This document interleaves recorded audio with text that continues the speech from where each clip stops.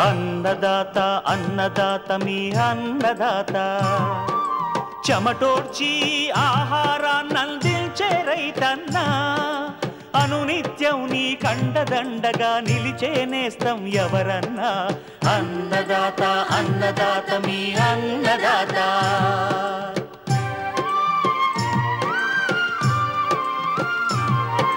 నూతన రీతుల సాగుబడికి నూరింతలు పెరిగే దిగుబడికి సూచనలిచ్చే సస్య రక్షణకు పశు పోషణకి శాస్త్ర విజ్ఞానం అందించి ముందుకు నడిపే తెలుగు రైతు భారతదేశానికి మకుటం అయ్యేలా తీర్చిదిద్దే ఆశయంతో మిమ్ము మేలు కొలిపేది అన్నదాత అన్నదాత అన్నదాత మీ అన్నదాత అన్నదాత అన్నదాత మీ అన్నదాత. అన్నదాత ప్రేక్షకులకు నమస్కారం. ఈనాటి ముఖ్యాంశాలు: వర్షాల అనంతరం వేరుశనగ పంటలో తెగుళ్లు రాకుండా తీసుకోవాల్సిన జాగ్రత్తలు, మిరపలో కొమ్మకుళ్ళు తెగులు సమగ్ర నివారణ, పొద చిక్కుడు సాగులో యాజమాన్యం, ఇంకా జై కిసాన్ వ్యవసాయ సమాచారం.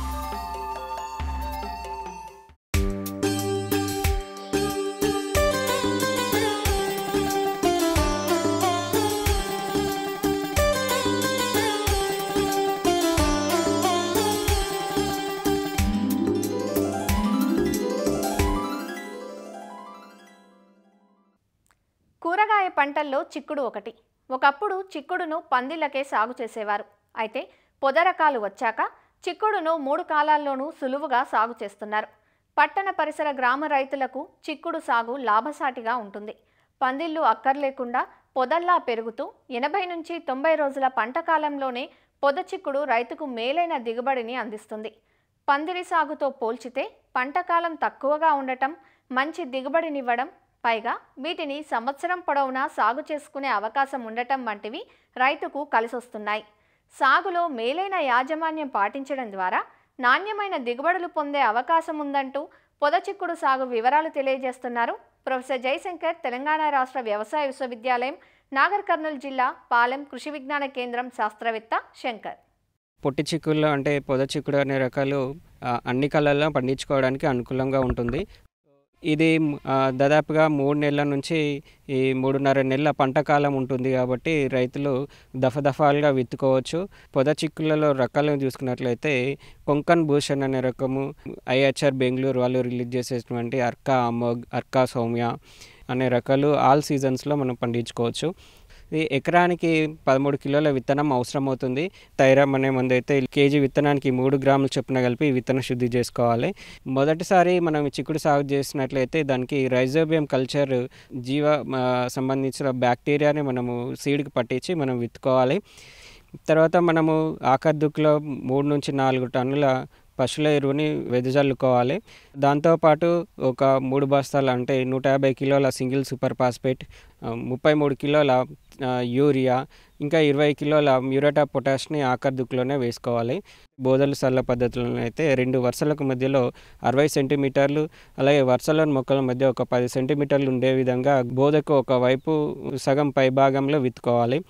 ఇంకా మనకు డ్రిప్ మరియు మల్చింగ్ పద్ధతిలో ఏర్పాటు చేసుకొని ఈ చిక్కుడు సాగు చేస్తే మంచి దిగుబడి వస్తుంది. చిక్కుడు విత్తిన తర్వాత కలుపు రాకుండా ముందు జాగ్రత్తని విత్తిన 2 రోజుల లోపల పెండమీథలిన్ అనే మందు ఎకరానికి 1.25 లీటర్లు 200 లీటర్ల నీటిలో కలిపేసి ఈ భూమి పైన, తడి నేలపైన పిచికారీ చేయాలి. ఆ తర్వాత వచ్చిన కలుపుని 1 లేదా 2 దఫాలుగా మనుషుల ద్వారా తీసేసినట్లయితే కలుపు లేకుండా మనకు పంట అనేది వేపుగా పెరుగుతుంది. విత్తిన 1 నెల రోజులకు 33 కిలోల యూరియాని పైపాటుగా వేసి మనం నీరు పారించాలి. ఇంకా పురుగుల తెగుల విషయానికి వచ్చినట్లయితే మొదటి దశలో పెంకు పురుగు వచ్చే అవకాశం ఉంటుంది. ఇది గమనించిన వెంటనే మనము ఎస్పేట్ అయితే 1.5 గ్రాములు లీటర్ నీటికి పిచికారీ చేసుకొని నివారించుకోవచ్చు. రసం పీల్చే పురుగులైనటువంటి ఎపిడ్స్ కానీ త్రిప్స్ కానీ వచ్చే అవకాశం ఉంటుంది. ఎపిడ్స్ అయినట్లయితే లేత కొన భాగాల్లో నల్లగా ఉండి రసం పీల్చడం వల్ల చెట్టు అంతా గిడసబారిపోయి పాలిపోయినట్టు గమనిస్తాము. త్రిప్స్ అయినట్లయితే ఆకుల కింద భాగంలో లేత చిగురు భాగంలో పూత భాగంలో ఈ రసం పీల్చడం వల్ల పూత రాలిపోవడం కానీ ఆకులు వంకలు తిరిగిపోవడం కానీ గమనిస్తాము. వీటి రెండిని మనం సమర్థవంతంగా నివారించడానికి అంతర్వాహిక కీటకనాశనాలైనటువంటి ఇమిడాక్లోప్రిడ్ అయితే 0.3 ml లేదా ఎస్టామిప్రిడ్ అయితే 0.3 గ్రాములు, ఎస్పేట్ అయితే 1.5 గ్రాములు ఏదైనా ఒక మందుని 1 లేదా 2 సార్లు పిచికారీ చేసి మనం నివారించుకోవచ్చు. చిక్కుడులో ఎక్కువగా కాయపుచ్చు మరియు పూత పురుగు అనేది ఎక్కువ వస్తుంది. ఇది పూత మరియు కాత సమయంలో మనం గమనించవచ్చు. ఇది రాకుండానే ముందు జాగ్రత్తగా ప్రొఫినోఫాజ్ అయితే లీటర్కి 2 మిల్లీలీటర్లు, లేదన్నట్లయితే ఫ్లూబెండమైడ్ అయితే 0.3 మిల్లీలీటర్లు, కొరాజిన్ అయినట్లయితే 0.3 మిల్లీలీటర్లు, లేదా స్పైనోసైడ్ అయితే 0.3 మిల్లీలీటర్లు లీటర్ నీటికి కలిపి 1 లేదా 2 సార్లు 10 రోజుల వ్యవధిలో పిచికారీ చేసుకోవచ్చు. ఇంకా ఆకుమచ్చ తెగులు మరియు తుప్పు తెగులు అనేది చిక్కుడులో గమనించవచ్చు. ఇవి గమనించిన వెంటనే మనము మ్యాంకోజెబ్ అయితే లీటర్కి 2.5 గ్రాములు లీటర్ నీటికి పిచికారీ చేయవచ్చు. లేదన్నట్లయితే కాపర్ ఆక్సిక్లోరైడ్ 3 గ్రాములు లీటర్ నీటికి పిచికారీ చేసి ఆకుమచ్చ తుప్పు తెగులు కాయ మచ్చ తెగులని బాగా సమర్థవంతంగా నివారించుకోవచ్చు.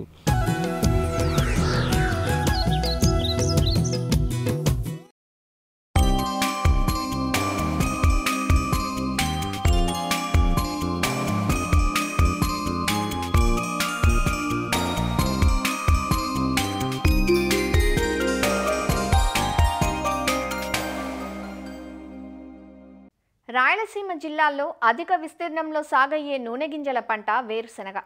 ఖరీఫ్లో వర్షాధారంగా సాగవుతున్న పంట ప్రస్తుతం కాయ ఊరే దశలో ఉంది. అయితే ఇప్పుడు కురుస్తున్న అడపాదడపా వర్షాలు, మారిన వాతావరణ పరిస్థితుల వలన కొన్ని రకాల తెగుళ్లు ఆశిస్తున్నాయి. పైరును గమనించుకుంటూ సకాలంలో సస్యరక్షణ పద్ధతులను పాటించాలంటూ వివరాలు తెలియజేస్తున్నారు ఆచార్య ఎన్జీ రంగా వ్యవసాయ విశ్వవిద్యాలయం నంద్యాల ప్రాంతీయ వ్యవసాయ పరిశోధనా స్థానం సహ పరిశోధనా సంచాలకులు డాక్టర్ జాన్సన్.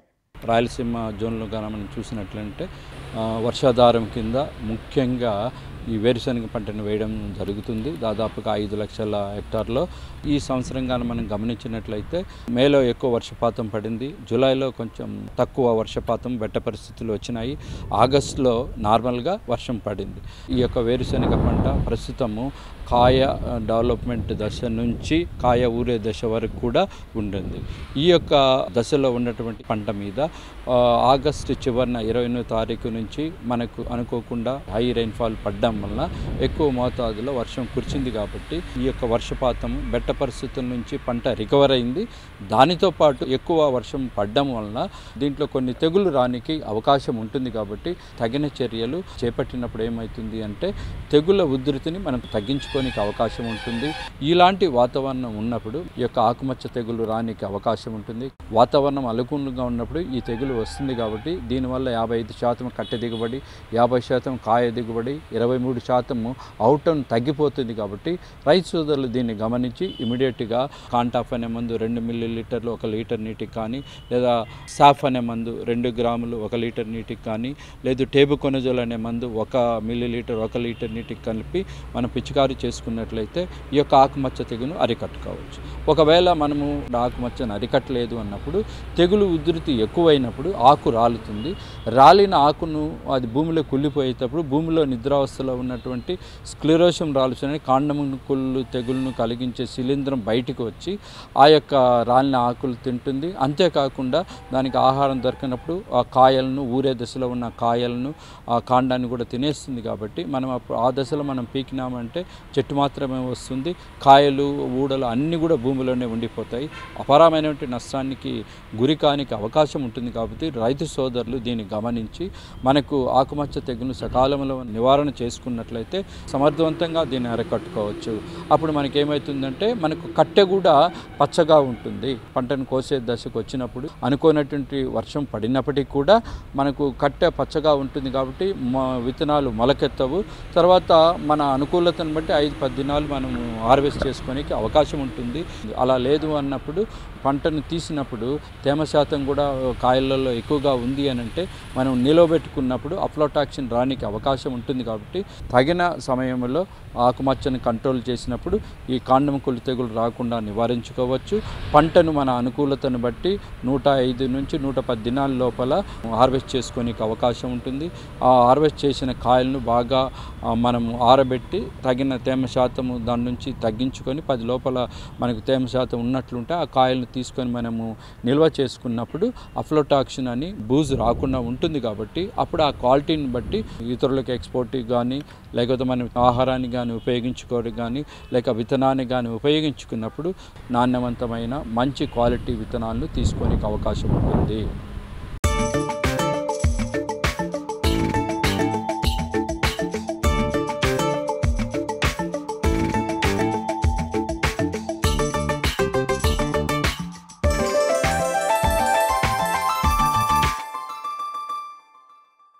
తెలుగు రాష్ట్రాల్లో సాగయ్యే వాణిజ్య పంటల్లో ప్రధానమైనది మిరప. ప్రస్తుతం మిరప నాటిన 10 రోజుల నుంచి నెల రోజుల దశ వరకు ఉంది. గత కొన్నేళ్లుగా మిర్చికి అన్ని ప్రాంతాల్లోనూ వైరస్ తెగుళ్లతో పాటు నల్లతామర పురుగులు సమస్యగా మారగా, ప్రస్తుతం ఉన్న అధిక వర్షాలు, అధిక తేమ వల్ల కొమ్మకుళ్ళు తెగులు ఎక్కువగా వ్యాపిస్తోంది. కాబట్టి సకాలంలో తెగులు లక్షణాలను గమనించి నివారణ చర్యలు చేపట్టాలంటూ వివరాలు తెలియజేస్తున్నారు ప్రొఫెసర్ జయశంకర్, తెలంగాణ రాష్ట్ర వ్యవసాయ విశ్వవిద్యాలయం, అశ్వారావుపేట వ్యవసాయ కళాశాల associate dean doctor Hemanth Kumar. Khammam జిల్లాలో సాగు చేస్తున్నటువంటి ప్రధాన వాణిజ్య పంటల్లో ముఖ్యమైనది మిరప. సుమారుగా 90,000 ఎకరాల్లో సాగు చేయబడతా ఉంది. మిరప నాటినటువంటి 10 రోజుల దశ నుంచి అదే రకంగా నెల రోజుల దశ వరకు కూడా ఉంది. ఇంకా కొన్ని ప్రాంతాల్లో కానీ చూసుకున్నట్టయితే నాటే పరిస్థితుల్లో కూడా మనం గమనిస్తూ ఉన్నాము.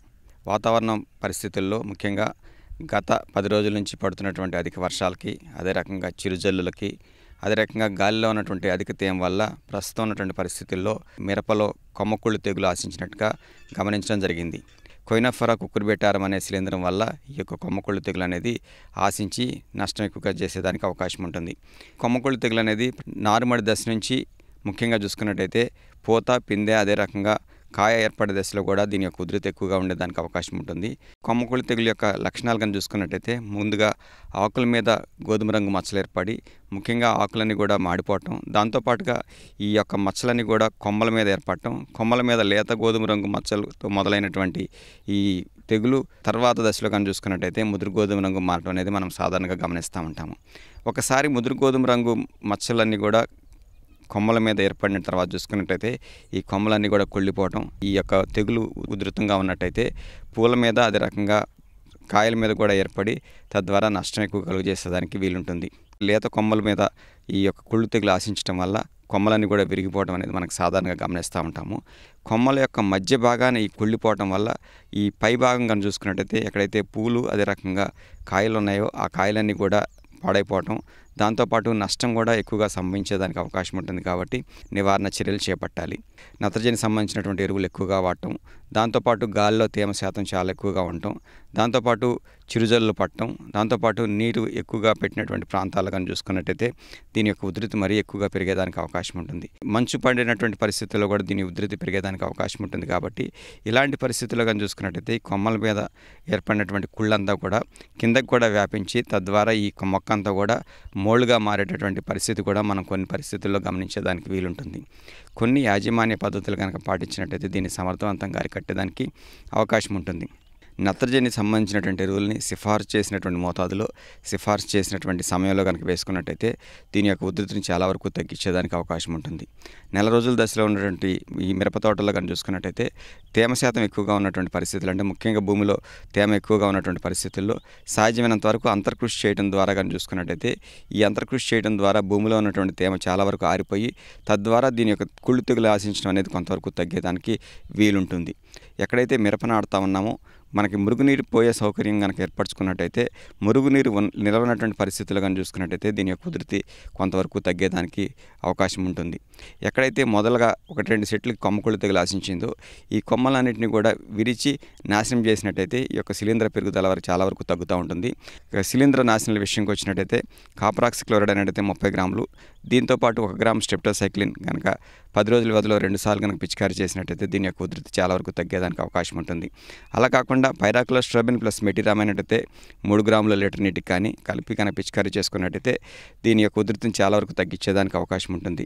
ఎక్కడైతే 1-2 మొక్కలకు కనుక ఆశించిందో వాటిని తీసేసి శిలీంధ్ర నాశనాలు కనుక పిచికారీ చేసుకున్నట్టయితే దీని యొక్క ఉధృతిని చాలా వరకు తగ్గించి తద్వారా ప్రస్తుతం ఉన్నటువంటి పరిస్థితుల్లో మిరప నుంచి మంచి దిగుబడి సాధించడంతో పాటు ప్రస్తుత పరిస్థితిని అధిగమించేదానికి వీలుంటుంది.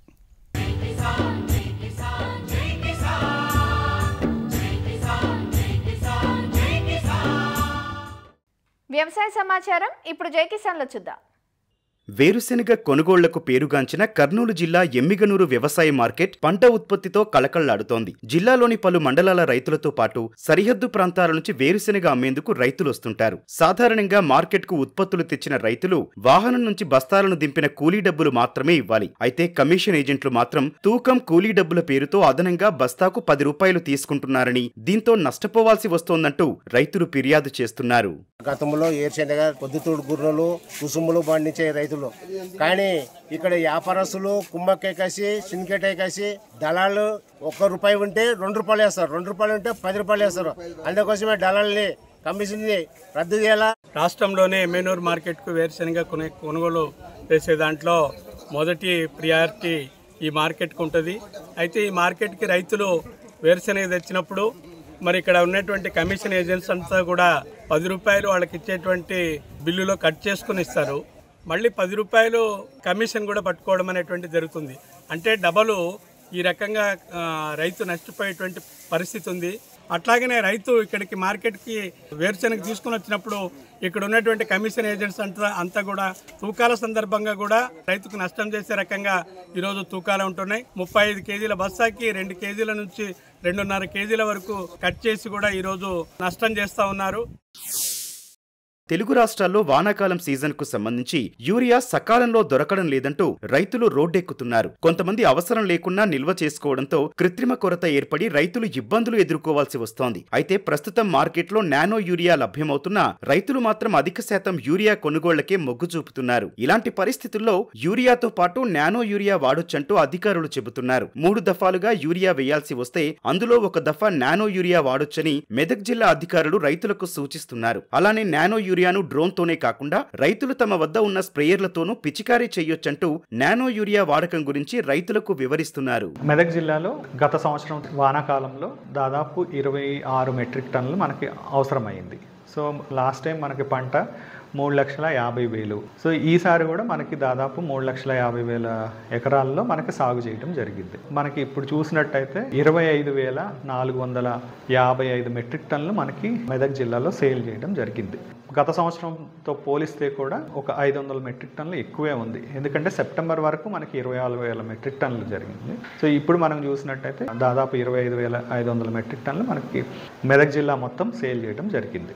సో యూరియా అనేది మెదక్ జిల్లా సంబంధించిన వరకు మనకి షార్టేజ్ అయితే లేదు. కాకపోతే రైతులు మాకు దొరుకుతుందో లేదో అనే ఆందోళనతోటి యూరియా ఎక్కడైతే మనకు విక్రయిస్తున్నారో మన ప్యాక్ సెంటర్స్ కానీ అలాగే ఏఆర్ఎస్కే సెంటర్స్లో రైతులు క్యూ కట్టి తీసుకోవడం జరుగుతుంది. రైతులకు అందరికీ నా యొక్క విజ్ఞప్తి ఏంటి అనంటే యూరియా బస్తా చల్లడం కంటే కూడా నానో యూరియా వాడటం మేలు. నానో యూరియా గత 3 సంవత్సరాల నుంచి మనం డిపార్ట్మెంటే కాకుండా వేరే కంపెనీస్ దీని యొక్క ప్రాముఖ్యతను చెప్తున్నారు. అయితే రైతులు ఈ నానో యూరియాకి మొగ్గు చూపకుండా మామూలు యూరియా చల్లడం కే అలవాటు పడ్డారు. ఇప్పుడు యూరియా బస్తా చూసినట్టయితే 266 రూపాయలు. అదే సేమ్ నానో యూరియా డిఫరెంట్ కంపెనీస్ని బట్టి చూస్తే 225 నుంచి 45 రూపాయలు మాత్రమే ఉంది.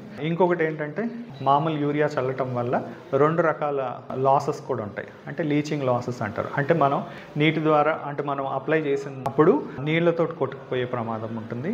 ఎవాపరేషన్ లాసెస్ అంటే ఆవిరి అయిపోయే ఛాన్సెస్ కూడా ఉంటుంది. సో ఈ నానో యూరియా స్ప్రే చేయటం వల్ల మొక్కకు అందే సామర్థ్యత ఎక్కువ ఉంటుంది. సో దాదాపు ఒక 80% వరకు ఉంటుంది.